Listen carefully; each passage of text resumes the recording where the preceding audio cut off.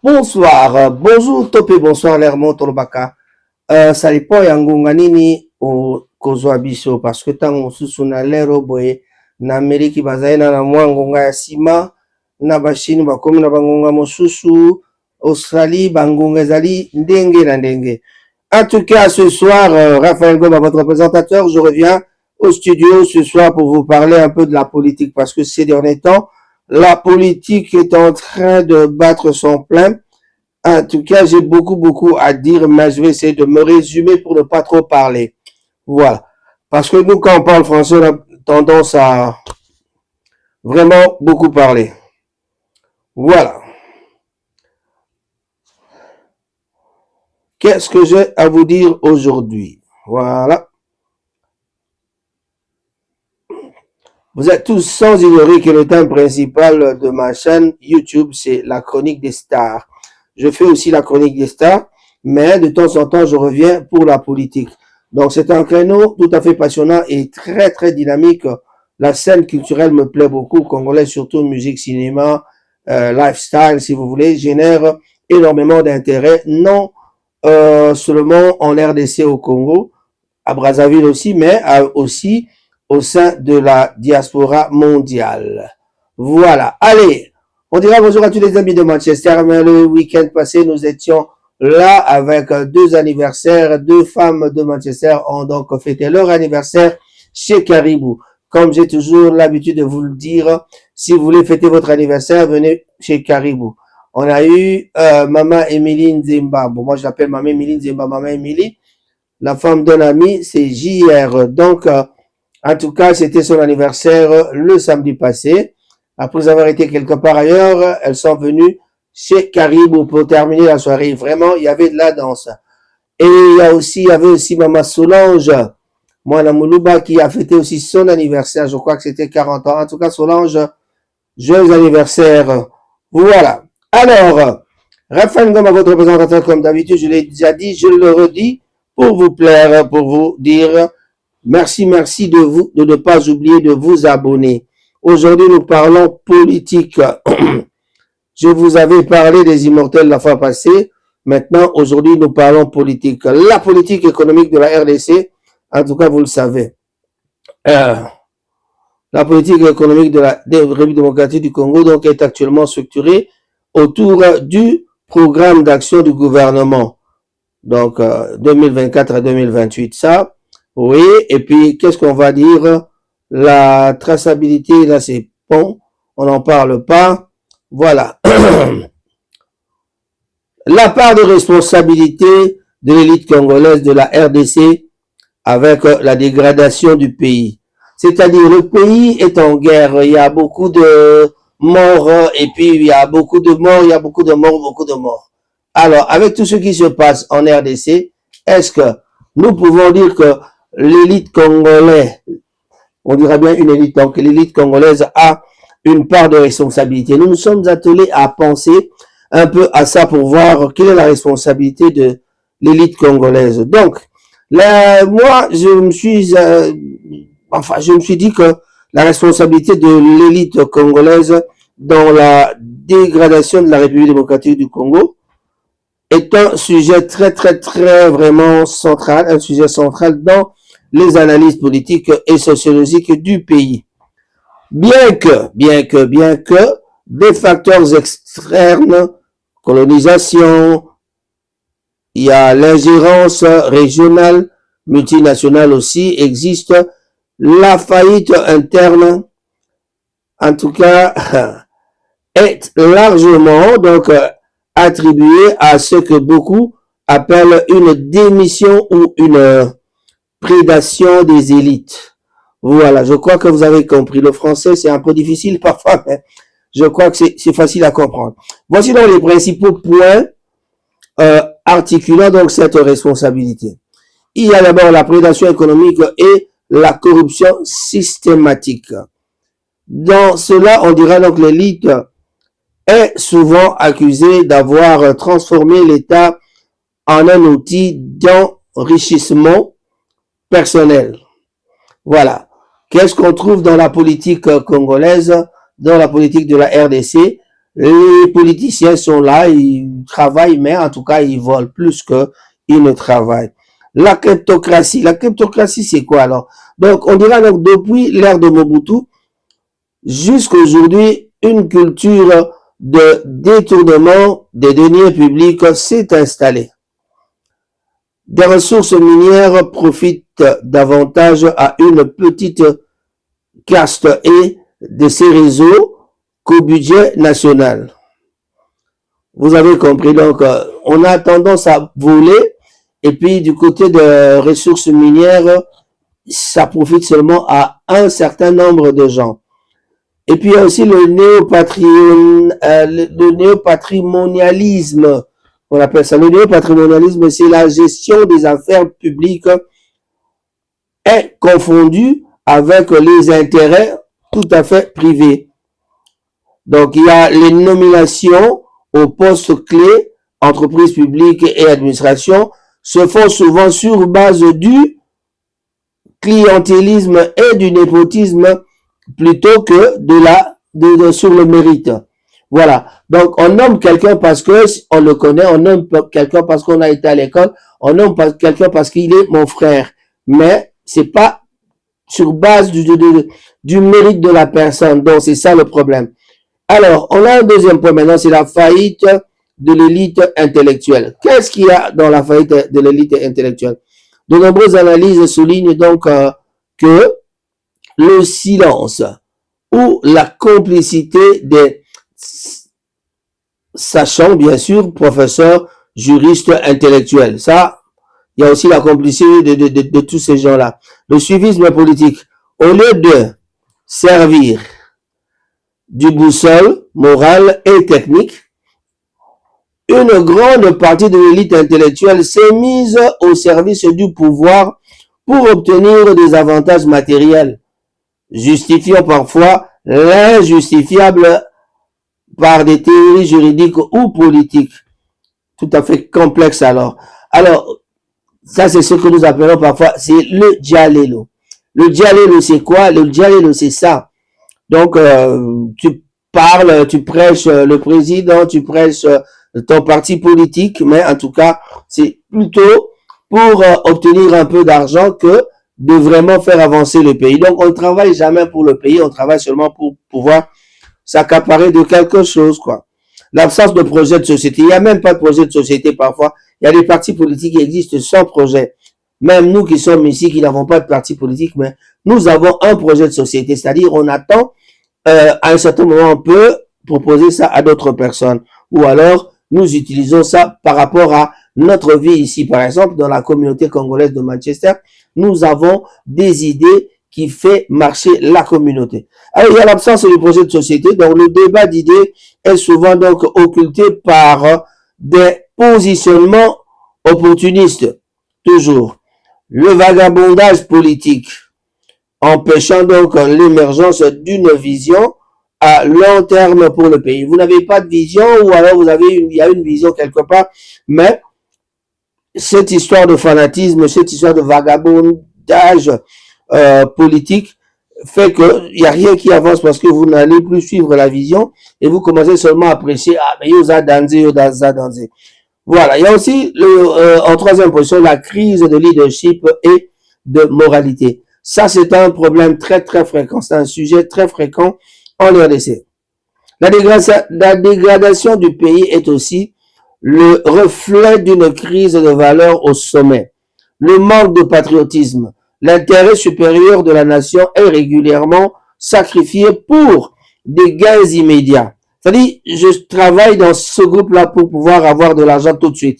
Ce qui va rentrer dans ma poche tout de suite. Cela se traduit par une incapacité à se sécuriser le territoire ou à investir dans les infrastructures de base, santé, éducation, bon, citez tout ce que vous voulez citer en tout cas. L'instrumentalisation du tribalisme, aïe aïe aïe, ça c'est un problème. Au Congo, j'aime pas trop en parler. Bon, je vais seulement épingler un petit mot pour ça. C'est pour conserver donc ou accéder au pouvoir. L'élite utilise souvent le fibre éthique, celui donc ce qui fragilise la cohésion nationale et alimente des conflits internes. Il y a beaucoup de conflits internes à cause de cette histoire de tribalisme. Quand tu es, par exemple, Mukolo, tu es président, tu commences à favoriser les Bakongos, ça pose de problèmes. Mais ils sont malins. Parfois, il est, je sais pas moi, de l'Équateur, mais il prend beaucoup de Bakongos à côté de lui. Mais il y a des postes clés que tu trouves quelque part. C'est plus des gens de l'Équateur qui sont là. Nous connaissons comment cela marche. Et dans les postes où il faut qu'il soit en sécurité, il prend les siens, les Bakongos, il les met là-bas. Voilà, c'est tout un problème quand on regarde à tout ça. Donc, certains acteurs tirent profit de l'instabilité pour l'exploitation illicite de ressources aussi. Voilà, ça c'est l'économie de guerre. Donc, quand il y a la guerre, les gens profitent. Quand il y a la guerre, il y a un peu le désordre. Et dans le désordre, le secteur minier est un secteur qui vraiment est très rentable. Voilà, donc, créant donc un cercle vicieux où la paix devient moins rentable que la guerre pour ceux qui détiennent une parcelle d'autorité, donc ceux qui sont au pouvoir. En résumé, je voulais dire ici, la part de responsabilité de l'élite réside dans son incapacité à transformer les richesses potentielles du pays en progrès social. Voilà. Alors, elle privilégie la survie politique et l'accumulation individuelle au détriment de la construction d'un état de droit et d'une administration efficace. Pensez que, si vous voulez bien, pensez-vous que, je voulais dire, pensez-vous que le renouvellement de la classe politique par la jeunesse actuelle puisse réellement changer cette dynamique? Ou le système est-il trop enraciné? Répondez à cette question si vous avez une réponse en tout cas. Est-ce qu'en changeant, on a toujours dit, il nous faut changer, au Congo, il faut changer la classe politique. Mais on n'a jamais changé la classe politique. Pourquoi? Parce que au Congo, quand on a, je parle de mon pays en tout cas, je ne vais pas parler de la Tanzanie ou de la Chine, je sais pas moi, parce que je ne suis pas chinois, je ne suis pas de ce pays-là. Donc, je considère ce qui se passe dans mon pays. Les contrats miniers de la RDC, une question terrible qu'on va parler ici là. Les contrats miniers de la RDC auraient donc favorisé le fameux contrat du siècle avec la Chine.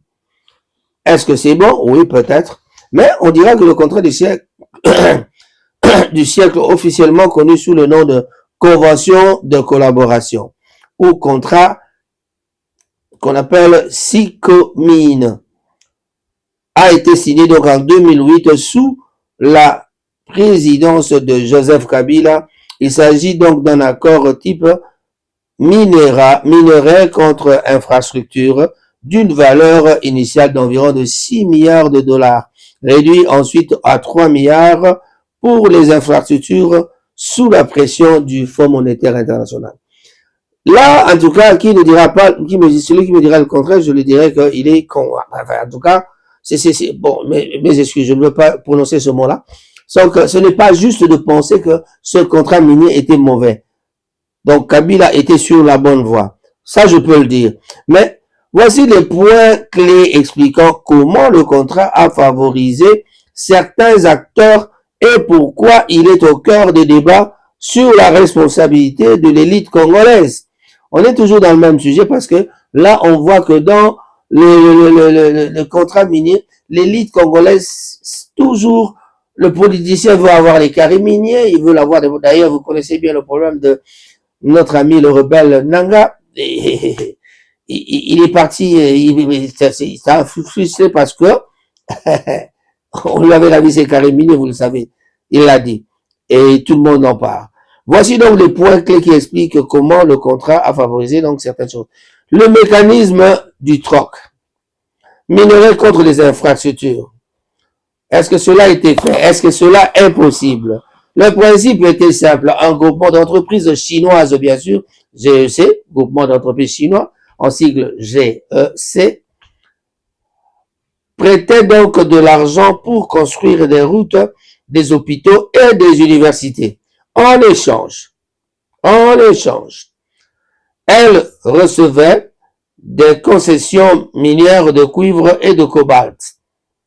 SICOMINE pour rembourser la dette via les bénéfices de l'extraction. Vous avez compris, on donne des minerais, on fait comme un troc. Vous prenez les minerais, vous nous construisez les routes, vous construisez les universités. Je crois que vous avez entendu parler des universités construites quelque part. Je crois que ce sont les contrats miniers qui ont fait ça. Voilà. Parce que les politiciens aiment bien prendre ça en charge. Oui, ce sont eux qui exécutent, évidemment. Le problème, l'État congolais donc a garanti le prêt, mais n'avait aucun contrôle réel sur les coûts plutôt des travaux, ni sur la valeur réelle des minerais exportés. Voilà l'erreur des autorités congolaises. L'élite congolaise, vous donnez les minerais, vous ne savez même pas combien ces Chinois sont en train d'exporter. Et c'était pareil à l'époque de Mobutu, quand il y avait une société anglaise qui travaillait à Kisangani. C'était pareil. Je me rappelle, mon beau-frère Sita Kitsumbu, M. Barnabé était donc le directeur de cette société-là. Ils prenaient de la terre, ils allaient extraire ici, ils venaient extraire ici en Angleterre, où ce que j'habite maintenant, où ce que je vis depuis, dans 2000. Et alors, qu'est-ce qui se passait? Donc, le pays, on ne voyait pas clair, et puis voilà, et puis après, ça a capoté, paf. Mon beau, il est revenu à Kinshasa, donc bredouille, hein.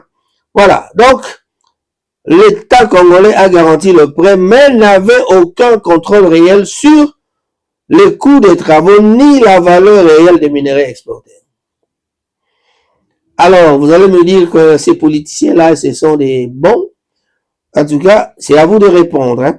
Un déséquilibre financier flagrant. En 2023, un rapport de l'Inspection générale des finances, IGF, M. Aligeti, a révélé donc un déséquilibre massif. Les chiffres. La Chine aurait encaissé environ 10 milliards de dollars grâce à l'exploitation minière, alors que la RDC n'aurait reçu que 822 millions de dollars. Donc, 822 millions de dollars sur 10 milliards. Donc 822 millions de dollars d'investissement en infrastructure. En infrastructure, s'il vous plaît. J'espère que vous comprenez. L'exonération fiscale. Le contrat prévoyait donc une exonération totale d'impôts pour 6 communes jusqu'au remboursement complet des prêts, privant donc l'État de recettes budgétaires immédiates et vitales. Vous avez compris. La responsabilité de l'élite de l'époque bien sûr, hein. Alors c'est quoi? Ce contrat est souvent donc cité comme l'exemple type de la mauvaise négociation par l'élite congolaise. Opacité. Les négociations donc ont été menées par un cercle restreint sans véritable débat parlementaire ni audit indépendant des réserves minières cédées, estimées donc à plus de 10 millions de tonnes de cuivre et 600 000 tonnes de cobalt. Alors, on se pose la question de savoir maintenant que c'est Louis Watum Kabamba qui est là, est-ce que les contrats miniers sont toujours les mêmes? Est-ce qu'on en discute encore? S'il continue à travailler comme ça avec ce système-là, donc c'est zéro, vous ne faites rien. Excusez-moi, monsieur le ministre, mon frère Watum. Surévaluation plutôt et sous-exécution. Qu'est-ce qui s'est passé? De nombreux projets d'infrastructure promis, 5000 km de route, 31 hôpitaux, n'ont jamais vu le jour ou ont été réalisés avec une qualité contestable, alors que les mines tournaient en plein régime. Voilà. Donc, nous avons été dupés, ou alors nous sommes encore dupés, que M. Mouatoum nous en parle en tout cas. La renégociation de 2024, face à ces critiques, le gouvernement de Félix Tshisekedi a donc renégocié les termes en mars 2024. Les nouveaux accords prévoient une augmentation de l'investissement pour les infrastructures, donc passant de 3,2 à 7 milliards de dollars. 3,2 milliards à 7 milliards de dollars, d'accord. Ça, c'est avec notre ami M. Béton. Voilà. Un versement annuel d'environ 324 millions de dollars destinés exclusivement aux routes. Je crois que c'est ce qu'on voit, les routes de l'autre côté de Kimwenza par là. Un versement annuel d'environ 324 millions de dollars destinés exclusivement aux routes. Une part plus importante pour la RDC dans le capital de certaines entités plutôt, liées donc au projet comme la centrale de Boussanga. En résumé, voilà, parce qu'il y a toujours des résumés dans ces genres d'histoires-là. En résumé, si le contrat du siècle a permis donc de réaliser quelques ouvrages visibles, comme le boulevard du 30 juin à Kinshasa, il est donc considéré par beaucoup comme une braderie des ressources nationales. Eh ben, les autorités congolaises, vous êtes considérés comme des gens qui bradent. Ça, c'est malheureux. Bon, la responsabilité de l'élite réside aussi dans l'acceptation des clauses. Les clauses de contrat. Asymétriques, bien sûr, qui ont privilégié des gains politiques à court terme au détriment de la souveraineté économique à long terme. Vous avez compris. La question toujours, je termine toujours par une question. Pensez-vous que cette négociation suffira à réparer les pertes passées ou la RDC donc devait-elle s'éloigner totalement de ce modèle de troc? Je reviens tout de suite après ceci.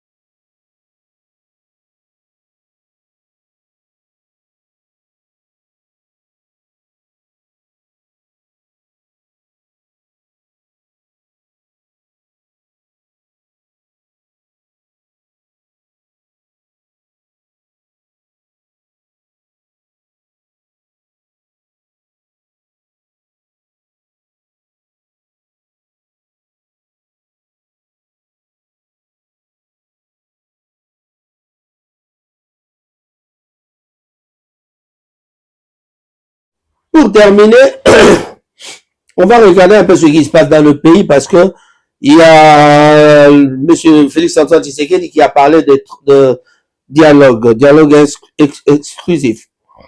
Alors, par rapport au dialogue inclusif plutôt, le dialogue inclusif, le président Félix affiche donc une position nuancée et stratégique concernant l'idée d'un dialogue inclusif ou national. Bien qu'il se dise ouvert à la discussion pour renforcer la cohésion nationale, sa vision diffère nettement de celle de l'opposition et des leaders religieux. Voici donc des points clés de sa position actuelle. Je parle de Monsieur le Président. Priorité à la cohésion nationale contre l'agression.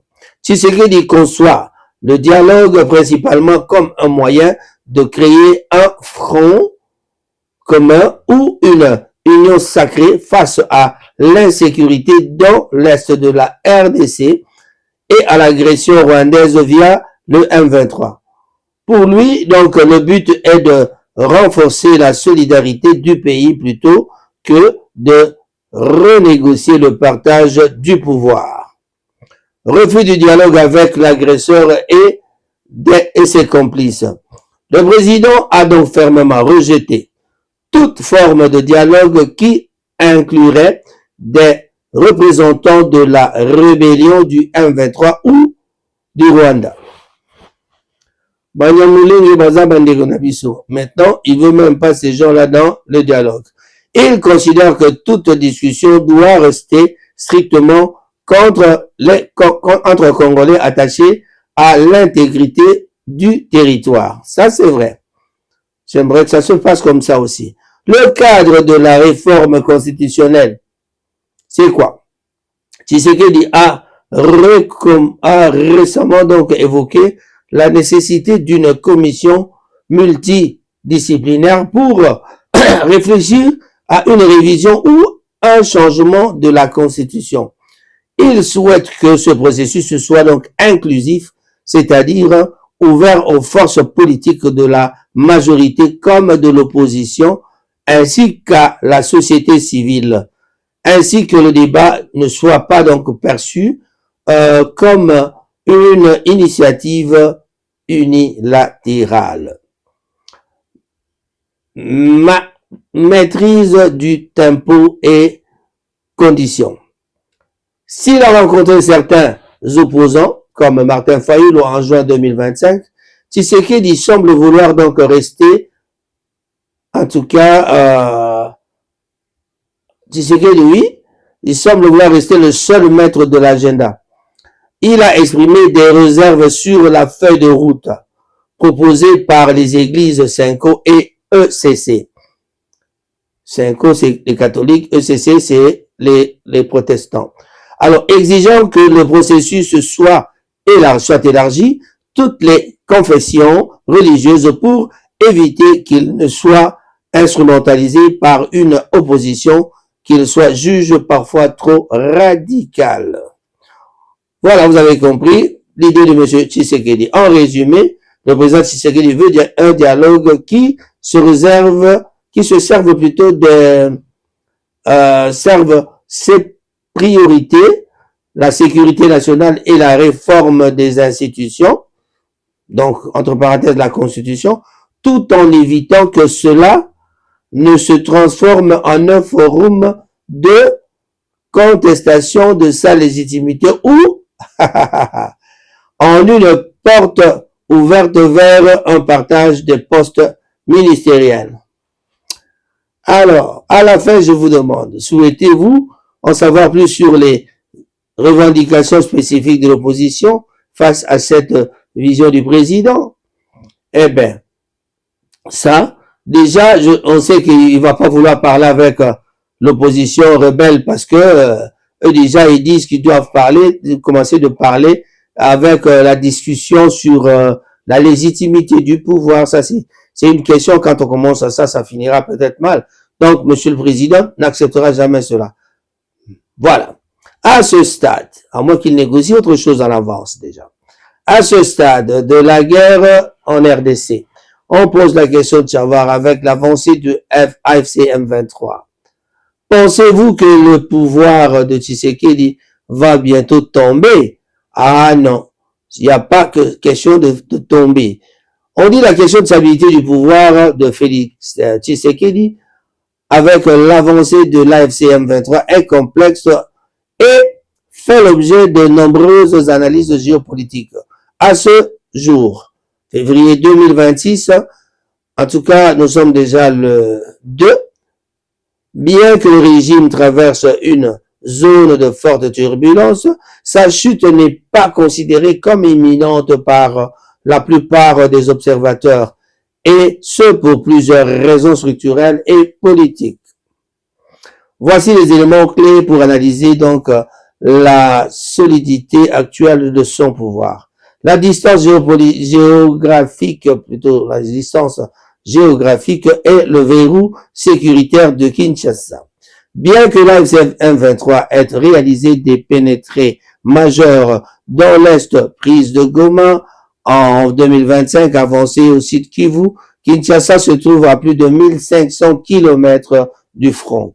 Historiquement, en RDC, les rébellions de l'Est ne font tomber le pouvoir, en tout cas central, que si elles bénéficient d'une débandade totale de l'armée ou d'un soutien international massif, donc permettant donc une marche rapide sur la capitale, comme en 1997, en 1997. Voilà. C'est comme fut le cas du départ de Mobutu. Actuellement, le pouvoir donc conserve le contrôle des institutions centrales et de la garde républicaine. Donc l'unité d'élite chargée de protéger le chef de l'État, Monsieur Félix-Antoine Tshisekedi Tshilombo. Alors, qu'est-ce que je raconte? Le soutien diplomatique et les accords internationaux, c'est très important aussi. Malgré les revers militaires, Félix Tshisekedi garde une certaine reconnaissance internationale.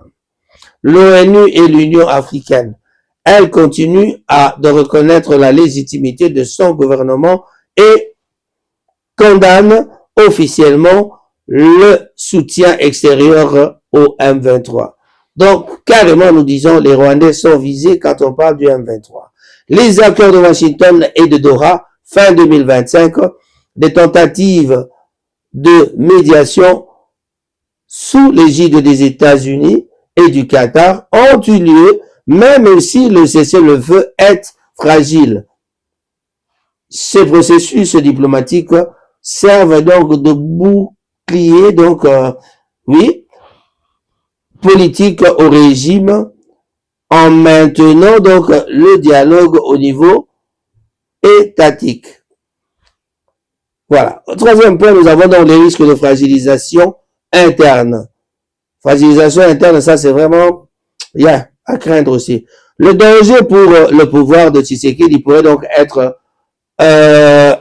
plus interne que purement militaire, quoi.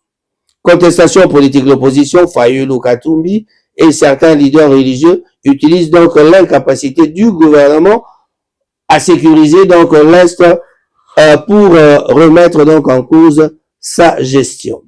Bon, c'est toujours ça, ce qu'on raconte pour Tshisekedi, donc la mégestion, tout ça. Voilà, on essaie d'attaquer contre sa gestion. Cohésion de l'armée. L'utilisation de groupes Wazalendo et d'instructeurs étrangers montre les limites des FRDC. Une perte de confiance prolongée au sein du commandement militaire reste donc le risque les plus sérieux pour la survie d'un régime en période de guerre. Voilà, ça c'est trop théorique, hein, ne vous inquiétez pas pour ça. Je ne suis pas en train de dire que ça se passe comme ça, mais ça c'est une analyse qu'on avait fait avec une discussion succincte avec les amis ici en Europe. La stratégie de l'AFC, Alliance du fleuve Congo. Ah, on en parle. Voilà.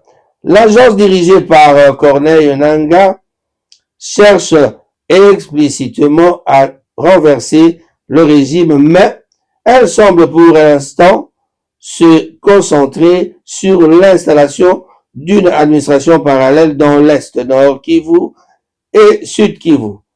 Leur stratégie semble donc être celle de l'asphyxie, c'est-à-dire l'asphyxie économique et de la délégitimisation plutôt qu'une offensive frontale immédiate sur Kinshasa. En conclusion, chers amis, nous disons que le pouvoir de Tshisekedi est fragilisé et acculé, mais il dispose encore des leviers diplomatiques, contrôle de la capitale, budget de l'État, qui rendent une chute subite peu probable à très court terme. La situation dépendra de la capacité de l'armée congolaise à stabiliser les nouveaux fronts au sud Kivu et de l'issue des pressions internationales sur les parrains régionaux du M23. C'est comme on voit maintenant, hein, le Rwanda, on commence un peu à attaquer le Rwanda. Ils ont reconnu qu'ils sont parrains et là on a aussi reconnu qu'ils traitent avec le Rwanda, mais aussi le Burundi. Alors, pensez-vous que la solution du conflit passera nécessairement par une négociation de la Constitution, comme le suggère le camp présidentiel? Ça, on ne sait pas. Mais, de l'autre côté, on parle des attaques des rebelles à Kisangani déjà, en RDC. Est-ce vrai? Oui, on a des informations comme ça. Les informations concernant Kisangani sont donc effectivement alarmantes et donc marquent un tournant stratégique dans le conflit actuel. Bien que la ville elle-même ne soit pas encore tombée, elle est désormais directement visée par plusieurs menaces convergentes. Voici donc l'état de la situation concernant Kisangani et la province de la Chopo. La menace de l'AFC M23, le mouvement AFC M23 alias du fleuve Congo, Corneille Nangaa et la branche armée du M23 explicitement désigné Kisangani, Kisangani comme une cible prioritaire dans leur récente communication, septembre 2025, février 2026. Donc c'est tout récent là. Alors l'objectif symbolique et stratégique. Prendre Kisangani permettrait donc de couper le pays en deux. Le contrôler, le fleuve Congo, voie vers Kinshasa et l'aéroport international de Bamboka. Infiltration.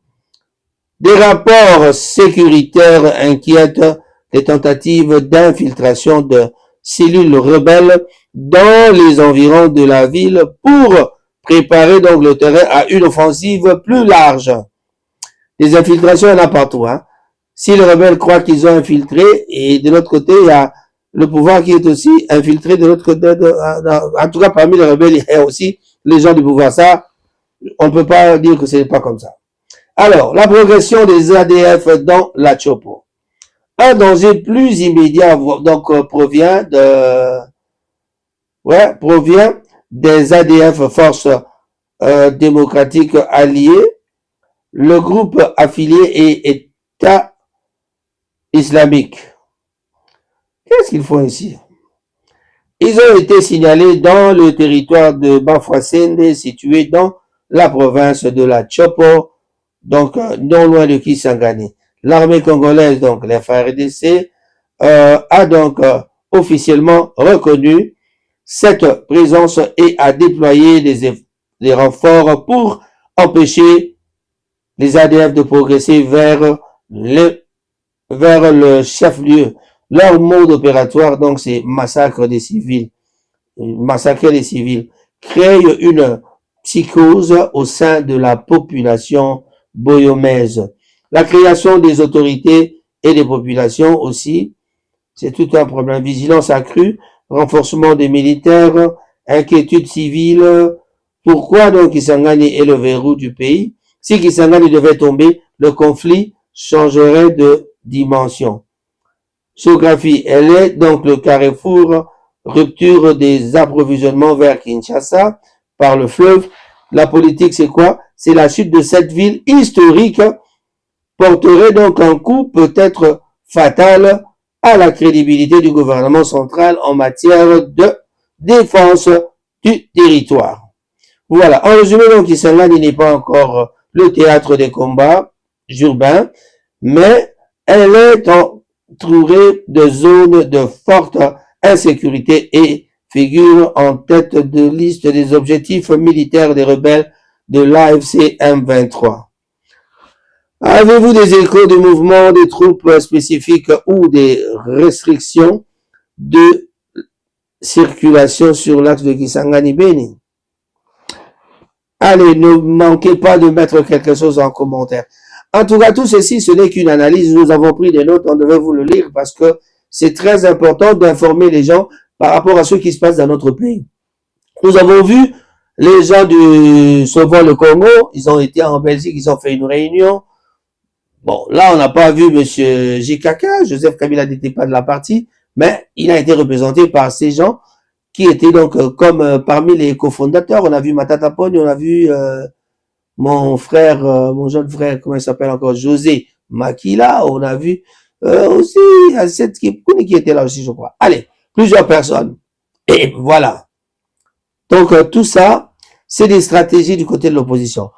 Par contre, il y a aussi de l'autre côté, on parle de Katumbi et Martin Fayoulou. Martin Fayoulou et Katumbi sont soupçonnés de bien vouloir regagner l'union sacrée. Est-ce vrai? Peut-être qu'avec les pourparlers qu'il y a eu, ou alors il y a des pourparlers secrets que les gens commencent déjà à révéler, mais nous n'en sommes pas encore là. On essaiera de voir notre ami Robert Kabimba pour parler de Martin Fayoulou. Notre ami Martin. Voilà. Alors, de quoi s'agit-il? Blaise Simmonte ne me dira pas le contraire. En tout cas, quant à nous, nous avons, nous sommes des observateurs vraiment. Nous regardons ce qui se passe dans le pays. Voilà. On regarde, on regarde, on regarde. Chers amis de Manchester, chers amis de l'autre côté, où que vous soyez à Brazzaville, à Kinshasa, en Australie, en Allemagne, aux États-Unis, en Asie, Rango TV, c'est votre chaîne. Abonnez-vous. J'aimerais saluer Aimé Masaka, une amie de Kinshasa, petite sœur propre. Cephas, un grand bonjour à toi. Mondé, un grand bonjour. Papi Mbungu, Moufinoka Charlotte, un grand bonjour à toi aussi.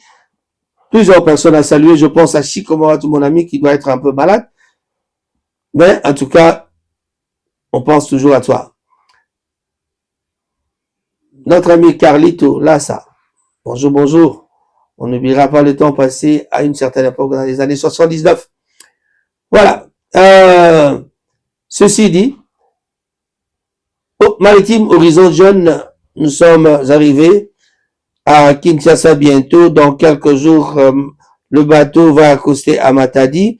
Mais si vous êtes vraiment dans l'urgence et que vous avez un colis pour envoyer à Kinshasa, n'oubliez pas de nous contacter. Maritime Horizon Jeune, il y a un colis qui doit partir ce jeudi. Et déjà, pour arriver à Kinshasa le jour suivant, on peut servir votre colis. Donc, on a un bon prix pour les colis. En tout cas, veuillez ne pas oublier de nous contacter. Contactez Raphaël Ngoma ou alors contactez Coco Njoko.